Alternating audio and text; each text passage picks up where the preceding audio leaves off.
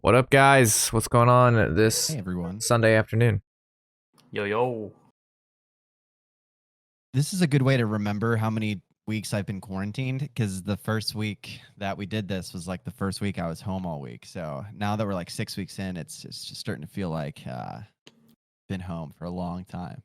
So Yeah, hope everyone's having a good quarantine still, staying safe, Hopefully it'll blow over eventually. I guess you'll just have to keep to see when we're out. I don't know. That's the only way. Oh, shit. Yeah, but today's episode 6 of the You sure it's not 5? podcast. I did tweet out the wrong number before, but I corrected it. Episode 6 of the Metabreakers podcast. Welcome, everyone. We got some juicy topics to talk about today. Hope you are excited. Yeah. always. How you guys doing today? I feel good. Doing great, man. Enjoying my weekend. It's my last week in this apartment at this stream space, so I'm looking forward to moving next weekend and setting up the new stream rig, Ooh. the new room. Everybody's moving except for me, apparently. I don't know what's happening. The only thing moving was your hair off your head. Yeah, that's true. If you guys didn't notice, my hair is all gone. There's somebody in chat named Baldbeard right now, which is pretty relevant. But Should be yeah, your name. bald with beard. Yes. Yeah, I reached my sub goal for the month, so my dad had shaved my head live on stream, and now my hair is all gone. And honestly, I think that I play better without the hair. I don't know. Really? I've been winning a lot more games. Yeah, It's not weighing you down. that's true. Yeah, Makes you tilt harder. I don't have to fix Literally. it like during my turn. It's just like it's easy. I don't know what I would touch while I play Hearthstone if I didn't have hair. I don't know. Like I guess I would be like touching my face a lot more or something, and then that's bad nowadays. So Honestly, I still touch my hair and try to fix it, even though I can't do anything. I don't know. There's something wrong with me. Yeah, but I think it looks good. thank you. Yeah, man. You look like Yeah, you could preach some good knowledge. I don't know what you look like, man. Preach You some look- good Somebody knowledge. told me I look more intimidating with it. I can see it if I'm not smiling, I guess. You look Yeah, I more wouldn't like talk crap someone about that your shaman. would collect some debts. Collect some debts, yeah. But yeah, let's get into Hearthstone, guys. I know. Stop talking about my look. we have the meta. We have a meta Snapchat here. If you want to bring that up, Warshack. Meta It is up. Snapchat. We are live. Always online. Yeah. So it looks like Demon Hunter's still on top again. There was a moment where it changed this week. Do you That's guys true. remember that? Didn't Rogue pass it at one Yeah. point? Right after the nerfs for the first few days, Rogue was number 1 for I think it was 3 days in a row. So Yeah, we got Rogue, Demon Hunter, and Hunter that are the only classes that are above 50%. And is this by legend? Is this that's just in general. Okay. For every level of ranked. Right there in standard. Yeah, so I mean, before we started the podcast up, we were talking a little bit about the meta. I was saying, oh, well, this meta's horrible. And then Warshack's like, oh, what are you talking about? This is like this. I like this meta and everything, or this meta is not so bad. So I think depending on what rank you are, there's drastically different metas. Because I mean, I'm not trying to brag about my rank or whatever, but I'm like Sure. 600 right now. I'm like 600 right now, and literally, you can look at my deck tracker. 50% of my games are Demon Hunter, and there's like 20% that's Rogue, and then like 6% Warrior, 3% everything else. So I'm really pretty bored with everything that's happening right now in my meta. I don't know how it's going with you, Warshack. What are you liking so much over there? What's up? Well, I mean, I think when you're top 1,000 legend, right? Like you won't, especially now, the people that are top 1,000 are going to be some pretty high caliber players. Would you not agree? Like you got most of the players you face, you've seen their name before. They either compete, they played online tournaments, they've built a deck, they do really good with, building new stuff. And so when you have players that obviously are competitive and they want to do well, get legend points, play in tournaments, get the high legend ranks, they're going to play the better decks. There's no reason not to, right? So they're going to play tier 1, tier 2 decks, mostly tier 1. And what's tier 1? Demon Hunter and Rogue. So that's going to be 80% of your games. That's just how it is, top 1,000. It won't change. It'll always be that. Whatever tier 1 deck there is, normally there's 2 of them, that's always going to be top 1,000 for the most part. Sometimes there's like another high tier 2 deck in there, and that's Hunter. So you'll see that, what did you say, like 10%, maybe a little less, but it's like 3% for like all other classes. Like it's barely noticeable. Like it's not usually this drastic. Really? Okay. So it feels more drastic than normal, but it's still normally hedging around like 2 classes. There was never a time where I was playing against half of my games against the same deck. Really? Yeah. Literally half my games are Demon Hunter, and it's the same tempo aggro Demon Hunter. What about during the Gala Shaman perspective? Yeah. There was like a lot of Shaman, and then Oh only my Quest God. Hunter. You remember that? Yes, but I don't know. Still, well, I remember. It's been a while since that, so it just feels bad to be back in the same kind of spot, I guess. I expect some more nerfs coming soon. So you think they're going to do more nerfs? Oh my gosh. I think they need to. They need to either nerf or they need to buff other classes. So maybe so. I mean, they did say they weren't going to do that this week. They said they were going to be taking it slower for the next few weeks after that last nerf came out. And I translated that into no nerfs for the next few weeks. Yeah. Right. Sometimes I wonder if they don't want to do nerfs because maybe there's some hidden archetypes that we're missing out on. I don't know. But I mean, the way that it is right now, there's so many professional players that are complaining every day about how this is like the worst meta they've ever played, and they don't want to keep playing with this for another month or like 4 months or whatever, and like they just can't keep playing with it at this current state. And I kind of agree. I ended my stream early yesterday because I just was tired of playing the same games over and over. It feels like there's no variance at all.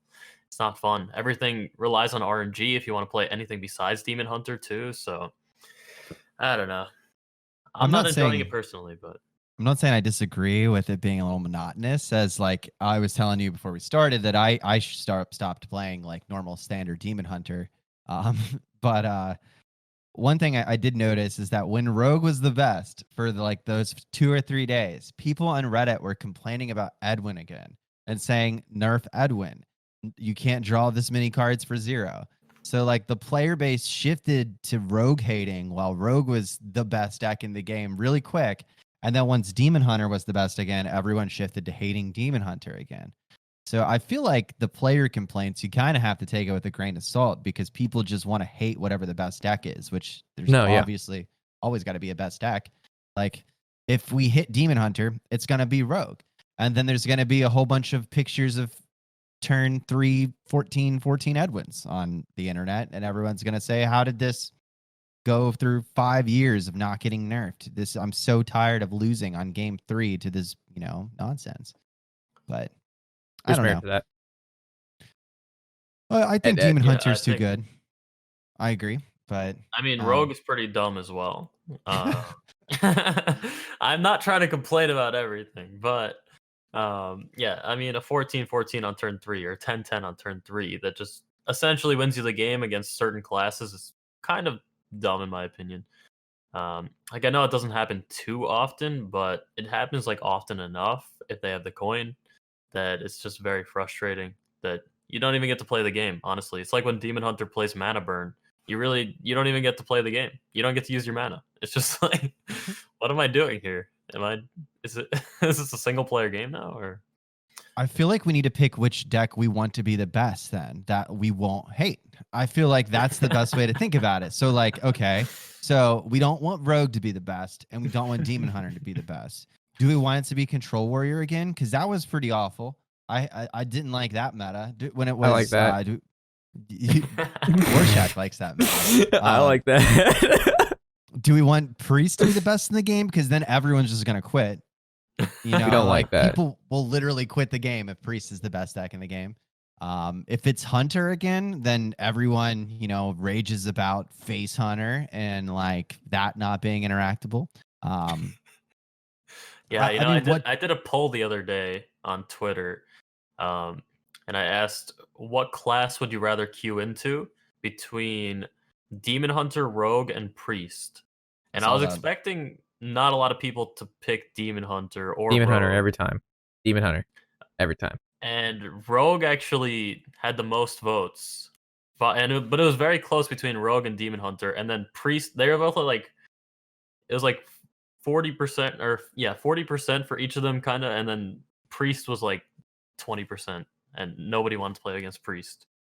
So, right. And I think Demon Hunter being the best is kind of good for everyone because it's a fast deck. But the thing that makes it bad is because since it's the new class, it's so overplayed too.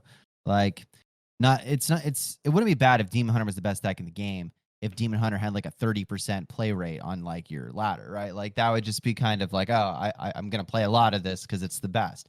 But I also think a big reason that a lot of people are playing Demon Hunter right now is because the second nerf usually is when people craft decks that aren't like pay to win players like us or something. The people that care about their dust don't create their decks until after the second set of nerfs or the real set of nerfs, and it just hit that time this week. So if you were being, I don't know, conservative with your dust economy, and this be the time where you're like, let me craft Demon Hunter now because like it's going to remain good, and it looks like it would be an intelligent decision to craft those Demon Hunter cards at this point for every player if they want to play it. So I think that is why there's more people playing it now too. It's also very free. Like you got most of the cards for free, right? Like it's fairly cheap build. So I mean, it's being a what is the best class / deck in the game. It's very good for a lot of these newer players, which we've seen a huge influx of. I mean, I don't know about you, D-Money, or you, Draco, but in my stream, a couple times this stream, hey, just getting back into Hearthstone. Hey, brand new to Hearthstone. What do you think? And I'm like, Demon Hunter. Just go Demon Hunter, man. See if you like it. It's free. Like you can build yourself a really good budget Demon Hunter deck that can get you, hopefully, depending on how good you are at card games, but you can build a Demon Hunter, get you Diamond 5, right? Like I feel like that's totally doable. And if you want the meta one, it's just 2 Warglaves, a Metamorphosis, and a Cane. That's like the expensive cards in the perfect deck. Those are the only ones you have to craft. Yeah. And so I think that also might explain, its huge popularity. New class, good deck, budget. I mean, it's just compounding, right? And they're fast games. So if you're trying to climb, that's the better way to do it because you're playing less games in less amount of time. So more games in less amount of time. It's kind of scary how powerful these basic and classic cards are for Demon Hunter because of the new sets that are to come and everything. So that's why I think there might have to be more nerfs also. Because like you said, like you could just make the deck really easily because you have all the cards. But I understand you have to make powerful cards to compete with all these other classes that have all these cards from all the years and whatever. But I think it's just too strong still. Well, they'll probably scale back. I don't see why they wouldn't, right? Like, so we have Demon Hunter has its basic cards and the expansion cards, right? That's it. All the other classes, like you said, have the expansions. They've had years of cards of building to make their decks viable, whatever it may be. So, and Demon Hunter had to come off the gate being at like a relatively higher power level with their basic cards to compete.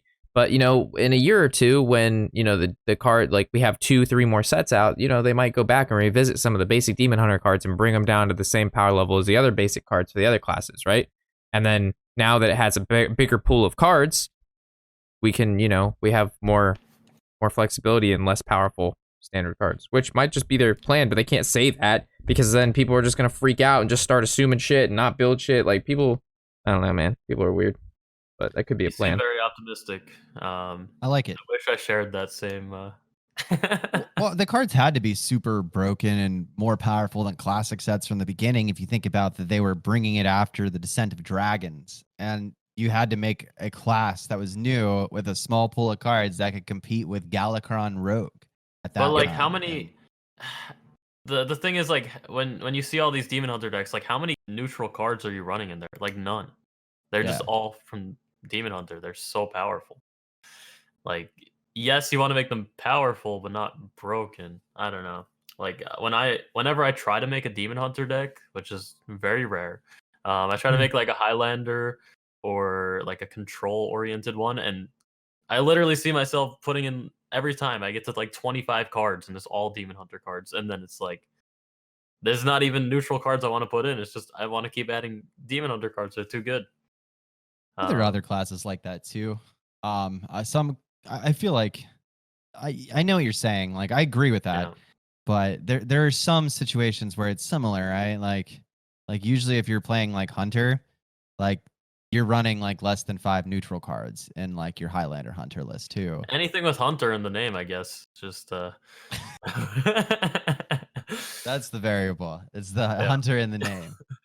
Why do we need another Hunter? God. Oh my gosh. No, but I fear that they're gonna make a hero card for Demon Hunter in the next expansion, and it's gonna be bonkers. I don't know. With the hero card? Yeah, I think they're gonna make some crazy Demon Hunter hero card next expansion. That'd be pretty cool. I hope so. Hopefully it's fun. I hope she still says vengeance when you hit. Oh, she will. Yeah. That'd be cool. That's the only voice line they have. So looking at Shaman at the bottom, like D-Money, you're Shaman. Do you feel like it's misrepresented, or is this where it should be and you just know how to pilot the deck, or do you think your build is superior? Like, because that's a pretty big discrepancy between what we're seeing and what you're playing / doing. Because you definitely... Yeah, I think it's a combination of what you're saying. I think my deck is pretty good. I wouldn't say it's a top tier deck by any means. I'd say maybe tier 3. But I mean, tier 3 decks could still be competitive, and I think it is pretty hard to pilot in comparison to something like Tempo Demon Hunter. But I also think that maybe people aren't playing it enough. I don't know, or giving it a shot. Like maybe they're just trying Totem Shaman or something else. The deck that I play, if anyone's unfamiliar, is Highlander Galakron Shaman, and it's got a lot going on, but it really does work. And I've been testing cards still. It's probably like 50-50 right now, even against Demon Hunter, which is still pretty good in my book at the moment. But yeah, I understand it being at the bottom. I think it is harder to make Shaman work in this meta, but I think it's a competitor. I think it's better than a lot of these classes that I see here. I don't know how Paladin is so high up, but I mean, that's probably just because Murloc's in lower ranks, I guess. That's definitely why. Yeah. I like Shaman. I'll bring it up there myself if I have to. For next week. All right, expect it at the top. Okay, guys. So I also had another question for the Shaman. A lot of people, when they play Shaman, they think of Quest Shaman. So is there any reason why you did not include that into your Highlander list? Because, you know, off the top, you think of Galakron, you think you make the 2 more 8/8s, you get, you know, extra Zephyrus shit, you know, you make more of the battle cries so you can like get a faster Galakron, because if you don't play the quest, you only have the 4 cards in your deck with Invoke, right? So it makes it harder to get him yeeted out so he, you know, he's big and scary. So kind of walk me through that. Yeah, so I mean, the problem with playing the quest is that it's going to take up 1 card in your mulligan. So if you're playing against Demon Hunter, it's like you're in this situation every game where it's, do I mulligan the quest away because I'm never going to get it off? And if I get it off, it's going to be too slow. Or am I keeping it in my hand? And then at that point, it's like, is it even worth running? Because 50% of my games are against Demon Hunter. So for me personally, in my meta, I don't think I could run it. But maybe in a slower meta, I could see Quest Shaman being good. I've seen a decent amount of people playing it, actually. And I mean, you get so much value. I mean, if you have the coin, you could get double Dragon Queen Alexstrasza. You could do some crazy things with like the Hagatha card as well, getting 2 of those horrors. Mhm. I think the issue is I- Quest Shaman has no single target early removal, except like if you get a Kobold Lackey. Like, so you can't get rid of the Battle Fiends if you're playing it. Like, Well, I mean, that's a I big guess deal. if you're playing Highlander, yeah, it's gonna be harder. But I feel like there's some decent cards like Serpent Shrine Portal too. It's not too bad for early game, but it's just that one slot. Excuse me. The one slot with the quest in your mulligan. I don't think you can afford to run that nowadays. But if it slows down, if maybe they touch some more cards or slow down the meta, then I could see Quest Shaman being a thing. Then I would maybe consider running it, but I'll probably have to Yeah. change my whole deck up to fit around that. Yeah, that was going to be my last question on the shaman subject is if you were to see, for example, like 20% less Demon Hunter, because the only reason you listed for not running the quest alongside what your deck is Demon Hunter. It's just too fast. Yeah. You need that spot for, that could have been your top deck removal, your top deck heal, your top deck taunt. So if you were to decrease Demon Hunter significantly, 20%, would we see that? You think might be good?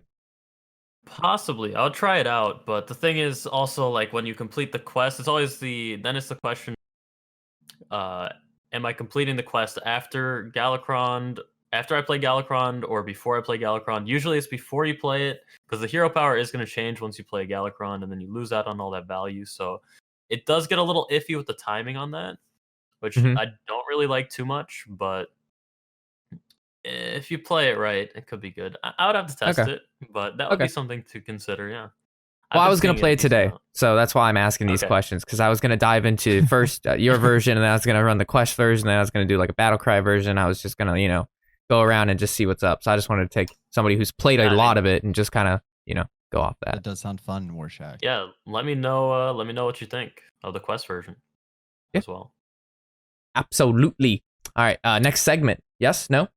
I was gonna say to those people out there that want to play Demon Hunter that don't want to be part of the problem, what I've been doing this week is playing Wild Demon Hunter, playing Odd Demon Hunter, and all you need is a Baku, a Lotheb, and a Patches, and you can make the best, fastest, most aggressive Wild Demon Hunter deck, and you can not be ruining D-Money's life. So that's what I've been doing to enjoy it. And that's also like a you were saying that you were getting a lot of wins very easily and fast, so that actually counts towards your wins out of 1,000, right, for the new portraits and everything. Right, yeah, because that's kind of my like long-term goal is to get like the 500 win portrait and then the 1,000 win portrait, not 1 million. And The 1 million. One That day, Easy 1 million. Illidan's just like straight up like huge beefed on that one. But yeah, play some Wild Demon Hunter if you're trying to get out of the pain of standard of being part of the problem. It's fun. All right. Let's go. Next segment. Let's do it. You guys had mentioned Jiraxis because our Elder Lord has returned due to the new Sacrificial Pact change. Have you guys played Jiraxis this week? Have you played it, Rob? Of course I have. You have. What about you? There's a Jimmy? Absolutely. He has a video out on it, right? Oh yeah. Oh, I think yeah. I saw that. It's, yeah, our Elder Lord bringing it home. Is he more effective now, or is He it feels like, very effective. or is it Mimi? Well, so most of the time I found that you normally don't want to go to 15 health with him because of just the amount of damage decks can do. But I found him just to kind of be like, alongside Alexstrasza, just great healing. You're down to 5 HP, 6 HP, 8 HP. He just brings you up. Like, you don't, like, you're definitely dead if you don't play him. And if you play him, he gets you out of a lot of situations you normally wouldn't get out of. And then his weapon, like, is really good, surprisingly. I mean, it just beats people down. And against Priest and any kind of control deck, the 6/6 is, like, it literally just outvalued them. So, like, he's not as bad as, like, he's obviously not tier 1 sauce, but he, like, did a lot better than a lot of people give him credit for. Like, yeah, I was saying on my stream, like, that he's essentially like an Alexstrasza, because you set yourself to 15, like you were saying. I was running Alexstrasza and Jiraxis, Absolutely. And Absolutely. yeah, so when you play Alex Raza after you play Jiraxis, you heal to full health. Like, that's one deal. Like, but I was playing it quite a bit on the first day that they nerfed, and one of the problems was against Priest. You do get a lot of value with the 6/6s, but you don't have silence options for Warlock, which really hurts. I don't know how you were getting around all the Priest shenanigans without silence, but So the way I navigated the priest, it was basically you look for Jiraxis, and then you just between the weapon and having a single minion stick. If you ever they don't have a taunt that turn, then you just kill them with Alexstrasza, a weapon, and a minion. It felt really good. Like, it's a lengthy match and it's very boring, but it was like I think I lost one game against the priest because the bottom card was Jiraxis, and I literally had like nothing the whole game. Like, it was just, you just drew terrible. Everything just didn't feel good. But the rest of it, dude, yeah, the value, and then the new Prime, you got to make sure you got to kill your own Prime so they don't Shadow Madness it. But yeah, being able to, that's a whole board through of threats, so they have to Plague. So you wait for them to mass res, and then you just play your Prime, and then they have to use mass res and spreading Plague while you only played one of your demons, because they're scared of your Zephyrus of mass dispelling and just going face with Alex. So I don't know. It felt really good when I played it. Priest was annoying, but I don't know if you run Dark Portal as well. No. I was running that. I mean, it might not be, but I was running a bunch of high cost minions in my Jiraxis deck. I called it Jiraxis is Baxis. Thank you.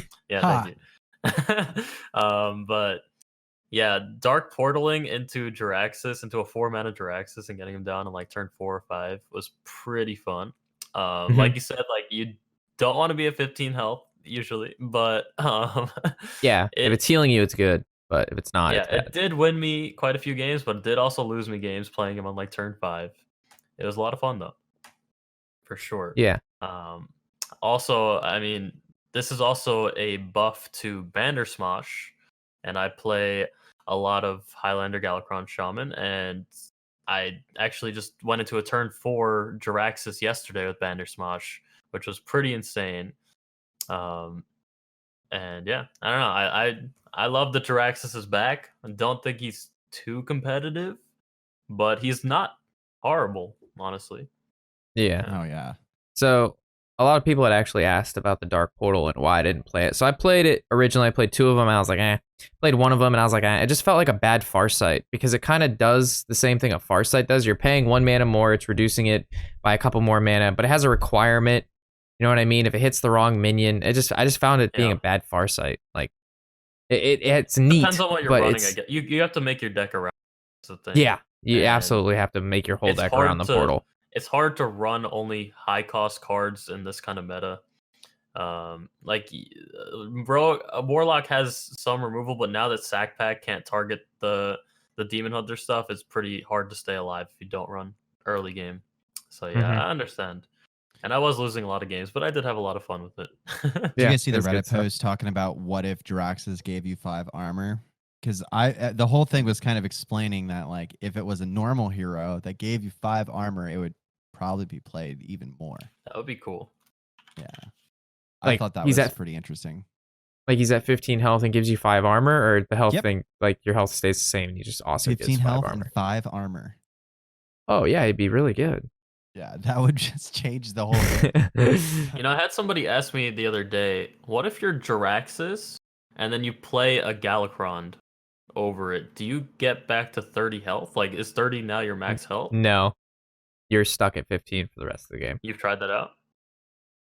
Or I have played other heroes on top of them, and it's not allowed me to heal more than 15. But you can go down more. Not that it did happen, but it didn't happen often. So the old Ragnaros card from the adventure that when it dies, bring your health to 8 or whatever that card was. So if you play Jiraxis and then that guy comes out, which I would have never ever done that combo, would ever tried it, but I did, and it can bring your health down from 15 to 8. So you can definitely keep going down, but Jiraxis says you ain't going back up. Good to know. Yeah, that's a really weird hard-coded interaction. you wouldn't imagine that would happen. I would think like you could go back up to 30 if you're Galakrond, but I guess that's Yeah, it could go either exploitable.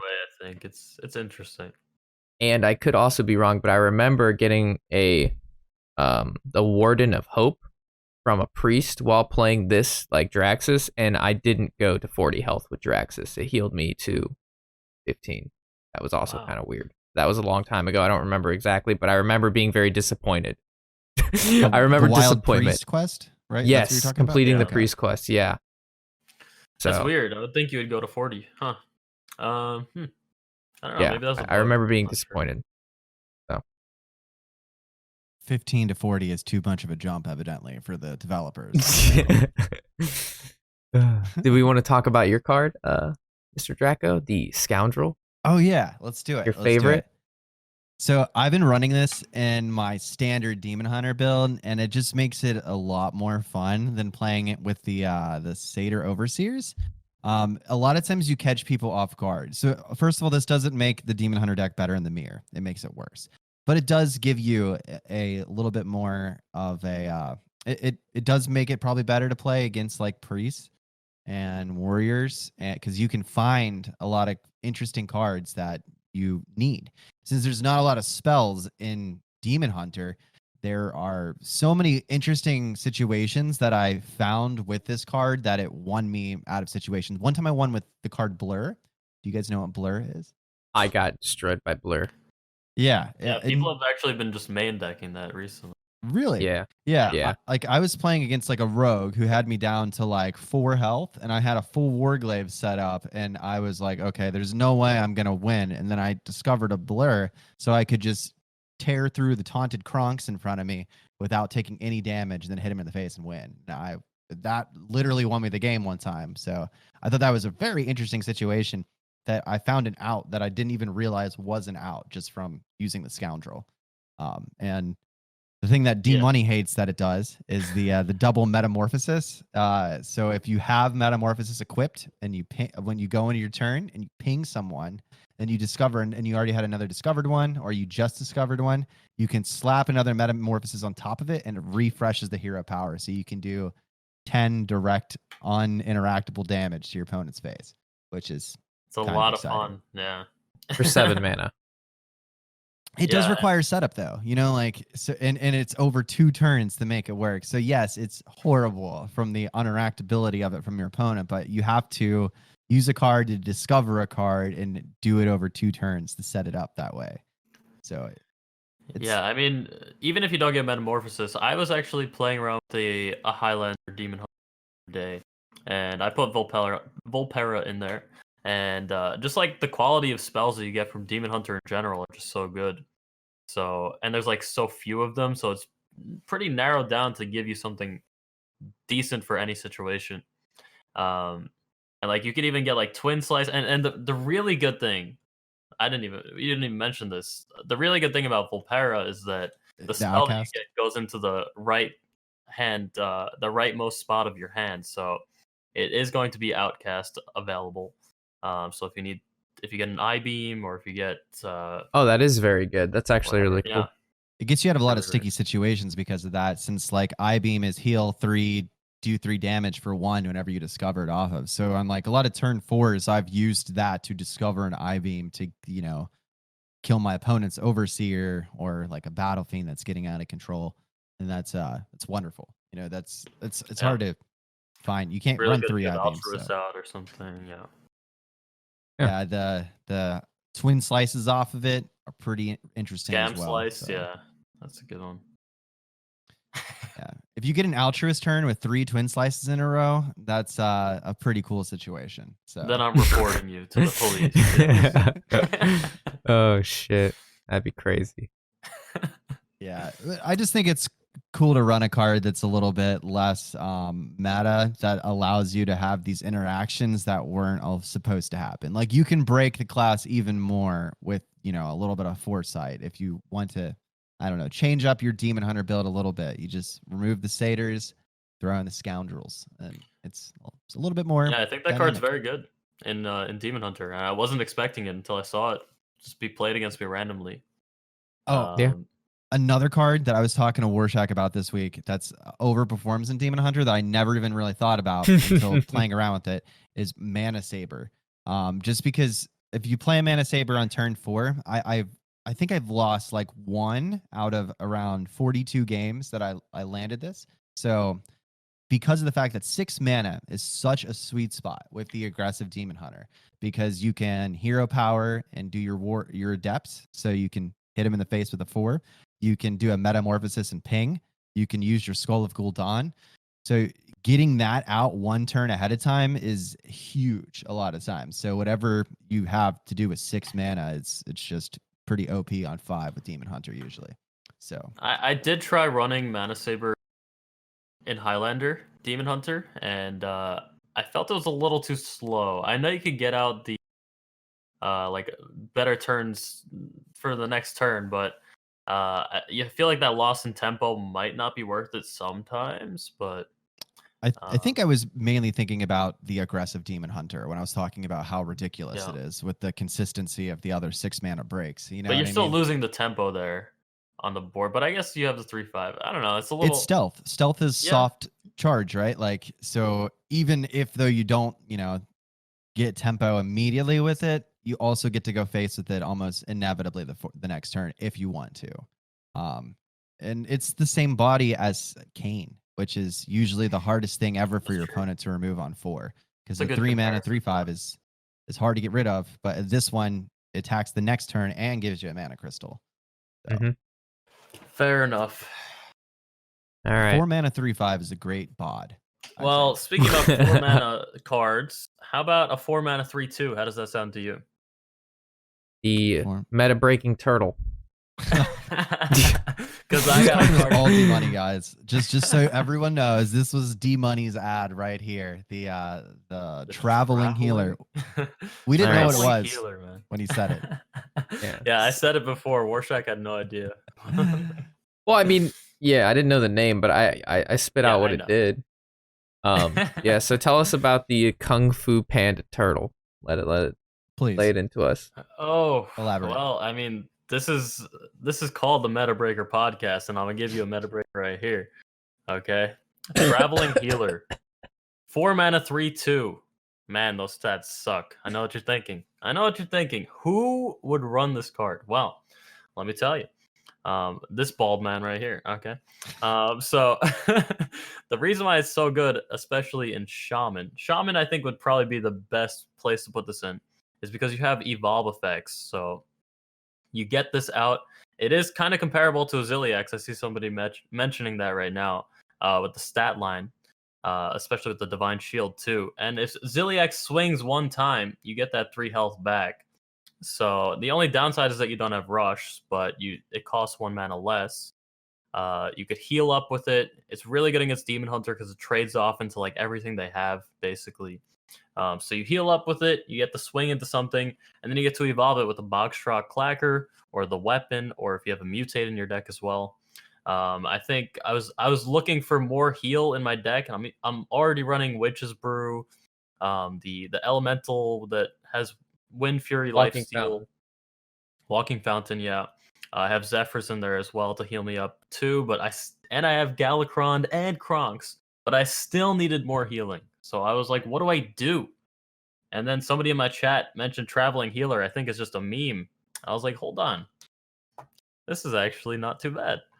And I've been playing with it, and it's honestly been putting in work, and it keeps me alive, and it trades off. I think this card is better than anybody thinks, especially in Shaman. I don't know if it'll work really that well in anything else. I mean, you probably would just want to run Earthen Ring Farseer in any other class, but traveling healer, man, I think this is the meta breaker right now. Let's go. I think it's probably I didn't actually think about the mutate options, since the Divine Shield makes it pretty likely to stick with the evolve effects, and it's actually at a pretty good mana to like combo with those, right? Like 4 mana, because it can go into the weapon, or you can, hit it with the follow up of the 3 mana on the 5 turn when you totem. So you can like totem and slap it in between it with the crab. It's actually kind of cool. Yeah, I'm convinced. Nice work. I think it makes sense. I agree. the problem is that there's so little options for neutral heal in the game. So I think we got to use what we got, and trying to use cards that maybe you don't expect. Maybe nobody's tried it before. So hey, you heard it here first, guys. Metabreakers podcast. Hey. Yeah, it's hard to stick minions on the board against Demon Hunter, but Divine Shield is pretty pesky, underrated on a cheap minion like that. So what do you think, Warshack? You like it? Nah, it's trash. All right, 1v1 right now. I'm just kidding. No, it's not that bad. It's bad the fact that we have to go to the traveling healer. That's what's bad. So if we rely on this turtle for this turtle is our combatant versus Demon Hunter. Is that what it looks like? I swear.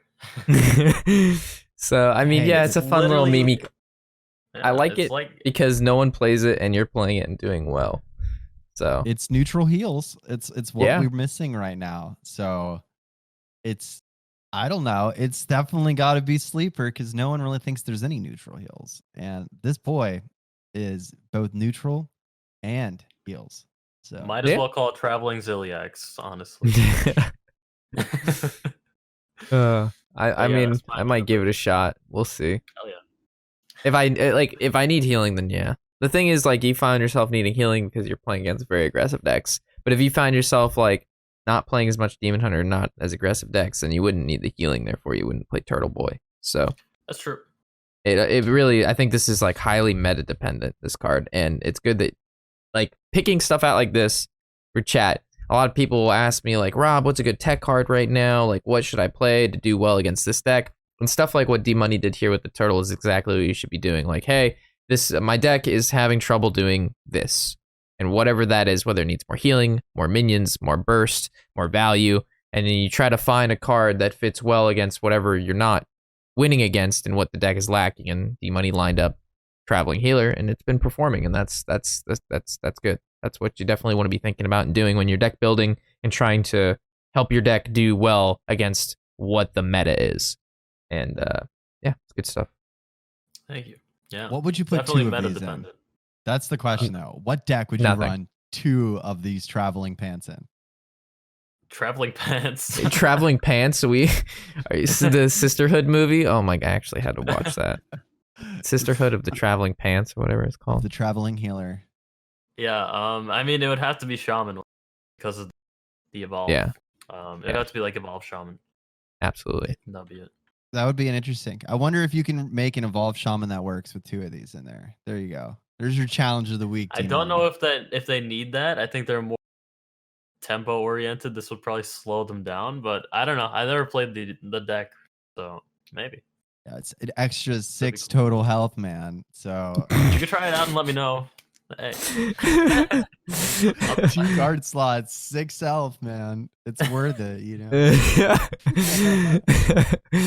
Okay. Next post is the Olivia Munn. So if you guys don't know who this is, I had to like ask my fiance. I'm like, do you know who this is? She's like, yeah, she's a movie star. And I didn't know ahead of time, but I had never heard of her, but she can change that Mun to money, and she could be my wife if she wants, because she's very attractive. She plays not Resurrect. She plays Galakron Priest right now. Just so you guys know, like that's what Olivia Munn feels. She likes the Highlander Galakron Priest. So is it Highlander? I don't know. Maybe she says Galakron Priest. Yeah, she did tweet that out, I think. Yeah, and everybody was giving her some backlash for that. Oh, sorry. No, I was just saying, I saw Tyler OTD put a post this morning on Twitter where he was like, when you find out she plays Priest, and it had a picture of her post and then another picture of him with like the unfollow. Like, I saw that. Yeah, that was good. I thought it was hilarious. Well played. Continue though. What are you going to say, Rob? No, I was going to say, well, I remember her from the old show like G4 and Attack of the Show. So chat, can anybody back me up on that? She was part of that, right? Like the old gaming news show. and and that was some good stuff. So it's good to see her still like in the gaming scene and playing video games. Watch her be like the next Hearthstone caster. Like, I don't see why they Hearthstone afford her? wouldn't cap. That would cost her so much, right? Like, how much do you think it costs to put her in a commercial? No, know? but she loves Hearthstone. She said it herself. How could we Yeah, she afford said- not to get her?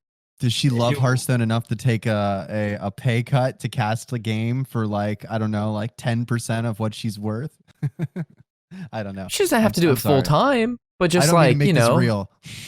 No, I mean, if every you once watch in a while. I did watch part of the interview, and she was saying like that she wants to be like, I don't know how serious she was. I doubt she was too serious. She said but competitive. She was like, I want to be the next world champion of Hearthstone. Yeah. Like I want to be in the championships.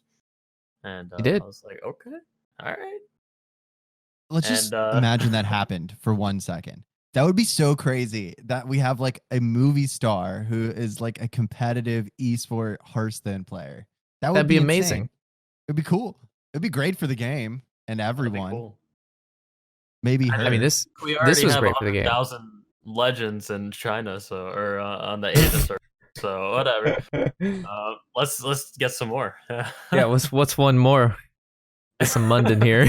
It makes you think about that concept of like celebrities that use like Twitch as like a new platform when they like were never streamers before, and then they like blow up immediately because they're a big deal already. I mean, that's like a big like Twitch conundrum that people think about. It's like, do you support like celebrities jumping on Twitch because it's a trend and then taking a huge part of the audience just because they're already celebrities? I don't know.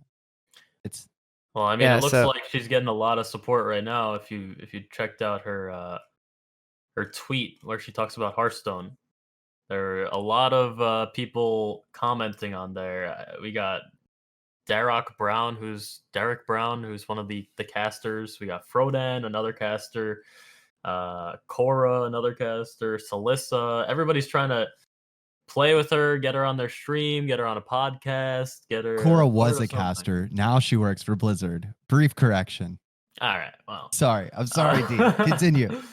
Yeah, I mean Tyler, Trump. There's a lot of Hearthstone. Really? creators that are Holy getting- shit. Regis Kilbin, yeah, everybody. Pretty Regis much. reached out to her too? Oh my Yeah. god.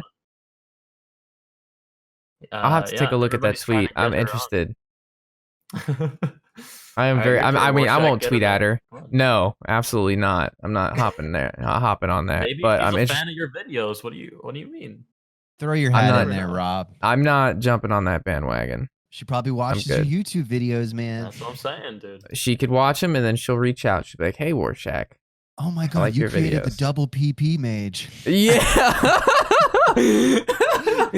can we cover this on stream? Dude, imagine if all these other people have reached out to her and then she only messages you to. Oh man. Oof. that would Because be- I think she That'd might be very married. cool. We don't need to set her up with Rob. Wait, I'm she's pretty sure married? she's. I don't know. I'm pretty sure she is. I mean, that um, doesn't mean anything, but What? This is not that kind of show, D Money. This is Metabreakers, not home wreckers. Yeah, not home breakers, home wreckers. Holy shit. No, This but is, I think, the best tangent we've ever went on in the history of the podcast. To have to differentiate Metabreakers from home wreckers. Oh no, yeah. So it was actually, you had mentioned the celebrity thing, which I find super interesting. Like, you know, you have actors and actresses who've been in like really popular TV shows or movies or celebrities, and them getting on Twitch, like, because there's nothing better to do right now. And one of the girl, Arya Stark from Game of Thrones, she was Casey like, Williams. yeah, Casey Williams. She was like, hey, how do I do this Twitch thing? I really want to play, what is it, Animal Crossing, on this thing, Twitch. And literally all of the computer companies and all of like the peripherals companies were just tweeting her like, just message us and we'll send you a computer. Like, we will just Wouldn't it be send nice? you an entire setup And another guy was like, yeah, he was part of like Twitch staff. He's like, yeah, I'll go to your home and set it all up for you. Like, just... I mean, it makes sense. She killed the Night King. Yeah.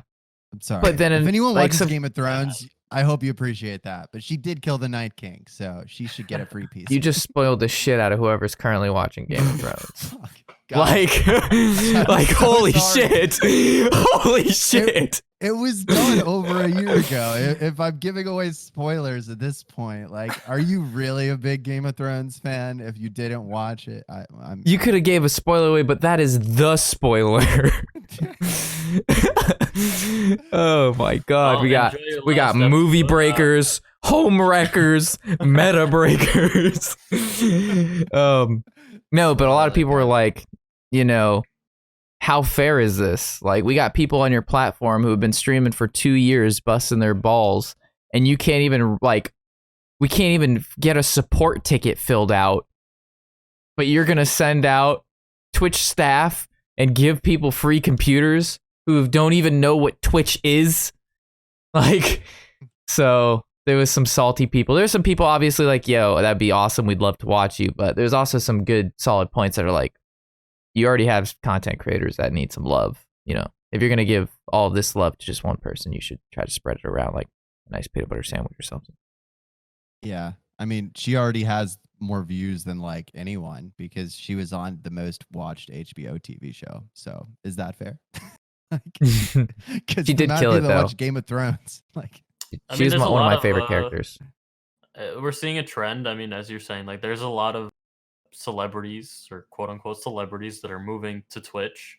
Like even if it's not a full-time thing, they're doing it on the side, and they do get a lot of popularity. They bring over their audience, and maybe their audience wasn't on Twitch before, so then they get exposed to other streamers that they haven't seen. So, I mean, overall, I think it's a good thing.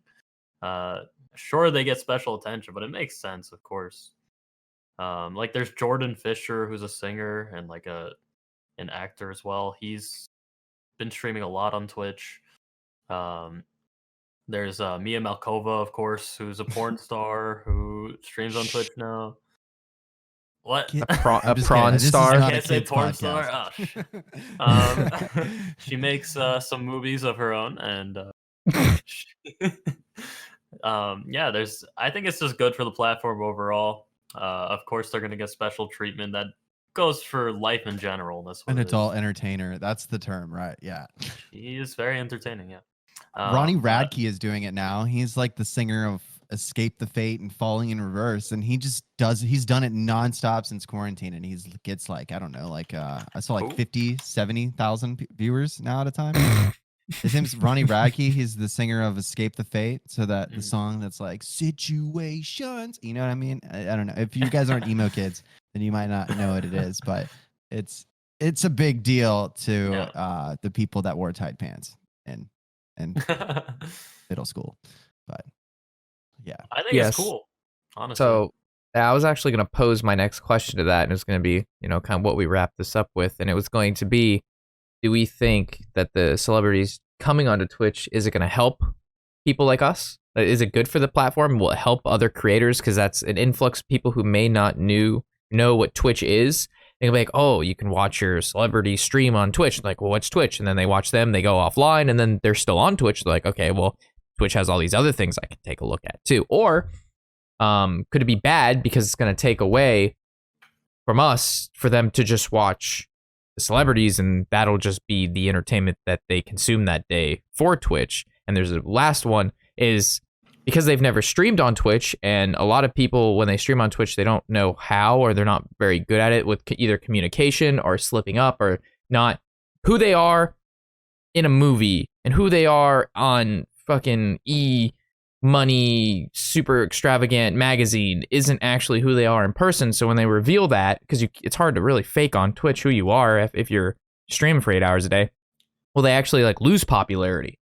You know what I mean? Will it not be good for them? So what do you just, you know, you don't have to go as deep. There's a lot of hard questions there. Yeah, but just pick something out that, like, what do you think? Because this is what's going through my mind, and I have my assumptions, but I'm just wondering what your take of it, because it's a pretty big deal. I mean, that's going to be a big deal if celebrities come, and it's going to go one way or the other. So Well, with Mia Malkova, she's going to come to Twitch. Okay, yeah, okay. But so I think that it's going to be good. I really don't see too much of a downside. I know you're saying like they might people might watch them, or it's going to steal viewers from other streamers that have been on the platform as well already. But I mean, unless you're like a diehard fan, I don't see them really watching this person all the time. I mean, maybe I would think for most people, it's like maybe like one time you go to watch them, and it's like just to see what it's about. I mean, I doubt they're going to be really good at the games. Not sure, but I feel like primarily their audience is going to consist of people that they already have in their network of like social media and everything. So I don't think it's going to take too much away. I think it's just going to be more beneficial in the long run because it's just more people getting exposed to Twitch, like you said. I mean, if you lose one or two viewers, I don't think you would lose too many of your regular viewers to like just a celebrity in the long run. I think maybe that one day they would go check them out. But So you don't think if Olivia Munn streamed Hearthstone, that would reduce the people? Like if Olivia Munn was the first streamer on Hearthstone with like 20K viewers, you don't think that would have any impact on newer people finding your channel? I mean, sure. But I mean, personally, me, I've never heard of her. It's my age. I don't know. I thought me and Warshack were like the same age. I'm not sure though. But I feel like there's probably a decent amount of people that also don't know of her. If people want to check her out, sure. I mean, if they want to find I don't know how good she is. I mean, she's playing Priest. People don't like to watch Priest. So. Fuck that. I feel like in abundance, if a whole bunch of celebrities didn't just come over to Twitch and make that their thing, it would just be great for the platform and the people that do it already, like us. But if that became like a mainstream thing to do, like we got like the whole cast of friends playing Fortnite together, and then you got the singer of your favorite band playing Animal Crossing every day, then I feel like if celebrities because just jumped in on this as an opportunity, that's what I see, to make their money more nonstop, I feel like that would be bad for us, because then we would be the ones that weren't on Friends, that weren't like the rock stars before we became streamers, and then the platform would become saturated with these people making money on the side of what they already did to make their career and make who they are more well known. And that's scary. But that's what I see. That's just like, but that's so, what is the word? Like, it's so what if, right? Like, you can't just assume that like everyone who's a celebrity is going to have the skills to be a streamer, because I mean, it's a different thing, right? Like it looks super what is the word, obtainable to do from the outside of before you start streaming, but then when you start streaming, you're kind of hit with the reality of like this fatigues me.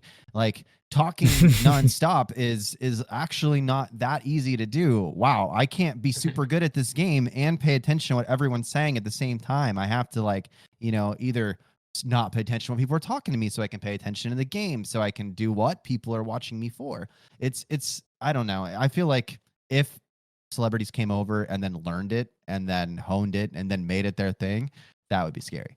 But yes, I don't know. Also, it's during the quarantine, so like a lot of these streamers or a lot of these celebrities might be doing it for now, but after the quarantine, who knows, really, right? Like she's playing Hearthstone right now, Olivia, but is she gonna play that after quarantine? I don't know. Yeah, probably on her phone. Oh, she's nothing wrong with that. Nothing wrong with that. Oh yeah. Okay. It's fun to think about though. I thought that Rob had some really great questions about that, and it's let's hear Rob's hot takes here. What do you think, dude? Yeah. You both covered. Well, yeah, you both covered the spectrum. I mean, if like to me, my greatest fear is what Draco said: is you have the cast of these movies and they all just play together. Not similar to, I don't know if you've seen like Lyric and Giant Waffle and all these guys. When they play together, their groups, the dynamic is just amazing, right? It's funny, it's entertaining. They're pretty good at the game. They make games that are terrible look fun, and their viewers represent that, right? They pull 20, 30K viewers when they do this. And if you have literally the cast of Friends, or imagine the cast of Game of Thrones. Imagine them all playing together on Twitch, playing Fortnite or Call of Duty or something. I would watch it. I don't care what they're playing. Like, yeah. I just want to watch, Jon Snow like make jokes about Game of Thrones while he's killing people or something. Exactly. That would just be neat. And if you're a streamer playing Call of Duty and you have to compete with Jon Snow, you lose. Like, you don't win ever. If he's not streaming, you probably still lose because they're just gonna watch VODs of Jon Snow play Call of Duty. So, and like, they're probably gonna do really well just over Twitch Prime. They're gonna be like, dude, we're making, it's hard to extrapolate, but they'll probably make close to what they make doing their normal day if they were to hone that on Twitch. And they hone being an actor, right? You don't just become an actor, you practice at being an actor. You have to get good. And honing a new skill, like already speaking in front of a camera, which they did anyway, Twitch is not a hard step. There's a couple of things they got to do, right? But it's not a leap of, I am a financial accountant and now I want to be a streamer. They are going from an actor on camera to a actor on camera. You know what financial accountants sound like? I am a financial accountant. It's definitely not that much of a jump. You're right. Like, being an entertainer in one form, it really does transition well into the other aspects of entertainment well. Like, if you're an actor, if you're any kind of performer in front of a camera or a stage, like, streaming is going to be more second nature because you're used to people looking at you and you're used to entertaining in front of a camera or a stage or an audience. And that's going to make the transition not hard for those people that do those things, that are coming into that are good at it. Yeah. They got to be good at it. Yeah. So that's my fear. It's just that it's going to be really hard for content creators like us. Because we're just going to compete with the really big boys. And but we also didn't go to acting school and learn all these amazing skills that they had. Like, we're just like kids that like playing card games, yeah. And then just thinking of like their budgets for production and editing for their videos, because they don't give a shit. They're like, yeah, we'll just pay this editor $100,000 a year, make us the best content we can make. You know what I mean? Like, that's nothing to them. Like, and then that their content's even better. Like, if I was them, I'd be doing this 100%. But maybe they don't think the same way. But hopefully they don't. Yeah. So I believe that we're heading to the 45-minute to 55-minute mark. So if we want to do some Q&A, I believe now would be the great time to make sure this is not too long. The glorious question time, the best part of the stream. This is the most we've ever stayed on goal with the time that we've ever done. And yeah, it feels great. Wow. I'm going to cry. Yeah. There's a lot of good points that everyone's been making here this whole time, though, especially with the last conversation as well. Yeah, it's good, deep conversation, stuff that we should think about. You know what I mean? It may not directly do with Hearthstone, but it has to do with Twitch. It has to do with streaming, content, entertainment. It all falls under the same sort of book, right? Like, it's important to us. So, I think it's good topics. Would you raid or host Miss Munn? That's what I feel like. If she said your name, that would be kind of an accomplishment either way. Like, thanks. She would be getting a ton of hosts and raids whenever she streamed. I know it'd be pretty awesome if she rated you or rated like a streamer. It would be cool. It'd be cool if she knew I existed. The celebrities just don't know how to do that. Like, so they come in, they like take all the raids from everyone. They're like, all right, guys, see you later. Bye. It's been cool. Like, could you imagine happening, right? They just don't know how to do the raid. They're like, so I type /raid in my own chat? Oh. But then you have to type the name? Okay, I got it. Oh, man. The questions, boys. She watched any streamers, or I don't think she did. I don't know. No. But streamers apparently did know her. Yes, they do. I cannot believe that many of the Hearthstone community reached out that quickly and was like, hey, how's it going? Funny. This is your time. I mean, I might even shoot my shot. I don't even know who. Shoot my shot. Ooh, we got a Hearthstone question in there. Question: is there any priest decks that are top tier right now and a high win rate? Top tier? Probably not. High win rate? Yeah. The problem with Priest right now is that there's so many rogues, and rogues do very well against Priest. But Priest should do quite well against Demon Hunter. So if it depends on what meta you're in. It doesn't, it might, like, lately. It doesn't do good against Demon Hunter, no? Not lately. Usually Demon Hunter kills it. Like, if you look at, like, the Grandmasters, like, Demon Hunter usually beats the Priest player. And on the ladder, I think it's, like, they're slightly unfavored. Well, then never mind. But I mean, it's very hard to outvalue Priest in general, though. So I mean, depending on your meta, could be good, could be top tier. But it looks like Galakron Priest is probably the strongest variant. Resurrect is best against Demon Hunter if you're trying to target that, though. Okay. There was a moment of dialogue in Grandmasters that, like, while my fiance and I were, like, just chilling watching it, I think yesterday, it just actually made us laugh. And it was actually about Demon Hunter versus Priest. And they were like, well, Priest is pretty good against Demon Hunter. And then the other commentator was like, actually not. And then the other guy was like, well, why would you say that? And he was like, it kills him. Then we started, like, laughing, like, because we were like, that's a good reason, you know, like, 'cause it kills him. Holy shit, that's good.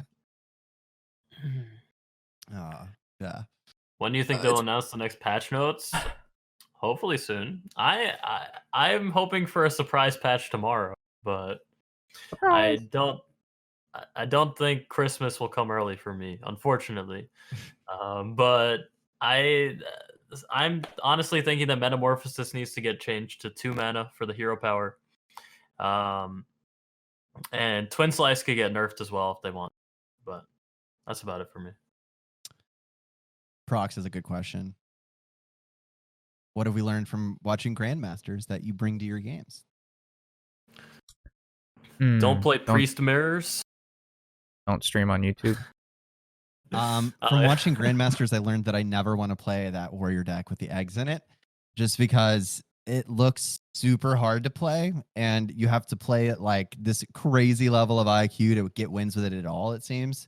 It's just like you have to, like, you know, plan ahead with, like, the bombs and the risky skippers, and the concept of using tutoring a weapon to tutor a pirate that enables battle rage is just hilarious to me. It's like, so you run a tutor to get a tutor to get a tutor to run to get more draw, like, and that concept makes me not love the deck so much. I get that it's good, but it just seems like a little all over the place when you need one tutor to another tutor to another tutor to the risky skipper to the battle rage.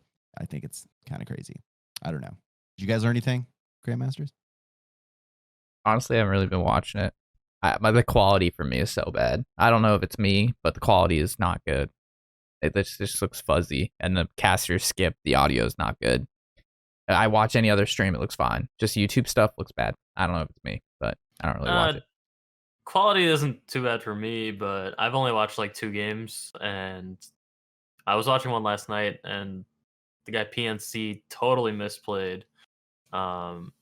It was pretty funny, but besides that, I don't know. It's just this meta is so bad. Like, even the people playing in the Grandmasters are just always tweeting about how horrible it is. So I don't really want to watch it too much. I love watching high quality, like high tier gameplay, but it's not. Yeah. If you need a good Highlander Hunter deck, PNC Nade Bloody Face in a 3-0 with a Highlander Hunter yesterday. Like, so he beat the guy 3 times in a row at the same deck where he couldn't even play another one. So that's probably a really good Highlander Hunter deck if you're looking for one of those. So, did you watch the first game where he misplayed horribly as a rogue? I did. I did watch that one. That was pretty. I came back after like 20 minutes and he won the whole thing with the Highlander Hunter, and I was like, well, what the heck just happened? I did not expect that at all. Yeah. It makes me cringe so hard when I see people do the thing where they run out of time to finish their play in, like, a Grandmaster forum. Like, I feel like it just makes, like, everyone look bad. Like, I mean, there's so much pressure, honestly. Like, if you're not already nervous, like just playing on stream or having your cam on, like this is for a lot of money. This is for just like a lot of exposure in general, and like everybody's watching everything you do, every play you make. So it's very there's a lot of pressure riding on the line. So I understand that you might get flustered and misplay, but yeah, he didn't attack with like any of his 6 minions that one turn, and he played into his own secrets that got Morris on it. It was it was a bit of a blunder, as Demon Hunters may say. For me, like watching it, I'd mentioned I don't watch it a lot, but I think the casters have a big thing to do with like how much I do watch when I watch. Like when Frodan casts, I tend to like watch more of those games. Yeah. So like Frodan, and I know Kibler hasn't been casting as much, but Frodan and Kibler was a fantastic combo. And I like Frodan's group with him and that TJ dude that works with Blizzard that casts Americas. They're pretty good. They do they're like the last part of the day every day. I enjoy them the most as well. One thing that to comment on what D-Money was saying about being like feeling like the pressure of like, you know, people looking at you while you're playing Grandmasters and having your webcam on. One interesting thing to think about is some of the players that are Grandmasters that are bigger streamers than the entire YouTube series. So like Tice, when he goes in to play Grandmasters, he must think like, oh, there's only like 2,000 people watching me, not like 10. You know, like it probably feels easier to play Grandmasters because there's less people watching than when you play by yourself. It's kind of crazy to think about. Yeah, it's pretty ridiculous. Yeah. Yeah, but I mean, depending on how you perform, it's going to open you up to a lot of opportunities with like sponsorships or whatever. So I don't know. Right. Yeah. It's still very... There's definitely a lot of pressure there, but I understand what you're saying. Yeah, I mean, I don't know. I haven't checked when Tice plays, but maybe they do get more viewers on the YouTube. I don't know. Probably, I think. No, absolutely. Depending on who's playing, there's more viewers. Like when Hunter Race plays, there's more viewers. Or if like Tice plays, there's more viewers. It's the big names get more viewers. I mean, it's just any sport. That's how it works. And that's just how it works. Basketball teams, football teams, you got two hot teams playing each other, you're gonna get more people watching, more people go to the game. For sure. Maybe let's do one more question. You guys good with that? I like it. What card do you feel is the best in the meta so far? I was thinking about the one if we think that anything's ever gonna get unhall famed. Oh, okay. Let's do both those questions. We just read them out loud. All right. That's like the right thing to do, right? Rob, do you have another question? No, we're good. We'll tackle those two questions. Yeah. All right. So let's start with yours then. The best card in the meta so far. It's probably like, are we talking about like a surprise card or just in general? Because the best card in the meta is probably like Blazing Battle Mage, because I don't know, that card's probably like the most played like neutral card in anything right now. Really strong, yeah. Neutral, especially if you have the coin and you have two of them, you're getting 4/4 out, and it's just a neutral card. It's not even class specific. Yeah, that's a very good choice. But it's probably like, what's the most surprising? I feel like that would be like the better question, like of like what Ashes of Outlands card was the most impactful that we didn't really think so. That's probably like the more interesting. Probably the Imprisoned Vile Fiend, right? The 2-mana 3/5 Dormant Rush. That card's been performing really well in aggro warrior. Also, I've seen it in Highlander Hunter. Basically, like any Highlander deck has been able to run it, and it's been performing well. So, especially with Sack Pack being gone now, it's looking like a pretty strong card. Yeah. I think that Rogue mana, the Rogue 1/5 legendary, ended up being like really, really, really powerful. Like it just enables the whole secret archetype now, where you can. I don't know if you ever lost a game with someone playing it on like turn 10 into like making a whole Christmas tree that you just can't get around. Of course. Yeah. I think it's cool. Warshack, what do you think? Best card in Hearthstone right now is a card that gives you the best card, which is going to be Zephyrus. Okay. But even though he messes up half the time? He does, doesn't he? No, he knows. He doesn't mess up. He gives you what you need, maybe not what you want. He just decided you needed to lose. Yeah, he really knows you want Natalie, whether or not Natalie is in fact the card that you think you want. No. Natalie is what you're gonna get. So the Celine. Zephyrs is kind of like your mom, you know? Like he gives you what you get, you know, like, and you can't really ask questions about it. Like, interesting comparison. I was just thinking of like the meme joke where it's like we have Natalie Celine at home. I think someone said something about that earlier in chat, and I was like, yeah, Zephyrs gives you Natalie. If you whether want it or not, that's what you get. Like sometimes I have this conspiracy that Zephyrs like sees into the future / knows what your opponent's hand is, because some of the things he offers don't seem that great at all, but then they turn out to be actually better than what you wanted. So that would be ridiculous if they like miscoded Zephyrs to read your opponent's hand like preemptively and no one noticed that. They were like, oh snap, Zephyrs was giving you a silence because your opponent had 2 death rattle cards in their hand. It's got like the Pegasus Eye from Yu-Gi-Oh. Yeah. The Eye of Millennium. The Millennium Eye. Eye. I think, yeah. How did we all take 3 of us to remember what that was called? Like, hey, I got it right. It was just the wrong words, wrong spots. All right. The other question I had here was, so do y'all think there are ever going to be any cards that get un-Hall of Famed? Nope. Well, I mean, you could take this in 2 different directions. Like, it could be un-Hall of Famed for a period of time, like how they did with the like Sylvanas, N'Zoth, Ragnaros. And I could honestly see them doing that again just because the meta is so bad right now. So maybe instead of nerfing or buffing cards, maybe they just add back. Here's Evolve. Yeah, I can't wait. Then Traveling Healer is going to be so much better. Oh my god, this is perfect, actually. Oh man, D-Money and the Traveling Pants. Yeah, I mean, one thing that comes to everybody's mind is probably Ziliax coming back into the game, but we probably don't want that. But it's just I like to say that I want the past to stay in the past, but I could see them bringing back Hall of Fame cards for like a month or 2, like they did in the past. Not that anybody liked it, but I could see it. Draco?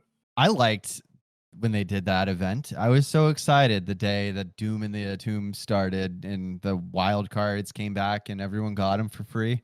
I think the only problem was the fact that they didn't mess with the Evolve Shaman, right? Like that was the only thing that sucked about it, was that we created this new Shaman archetype that would blow you out on turn 4.